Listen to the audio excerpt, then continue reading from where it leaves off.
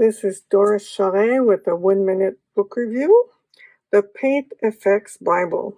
You wouldn't believe how much I've used this book. So it gives you examples of different ways you can apply paint and create textures like this one, or this one, or this one. And you can go through here and learn how to make just about every kind of texture.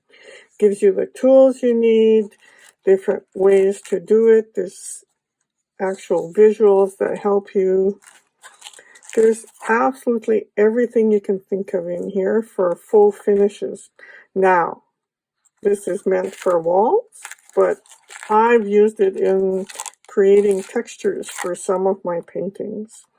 So that's the Paint Effects Bibles by Kerry Skinner. This is the 1-minute book review, and if you want more book reviews, subscribe to my channel, and I'll see you in the next video.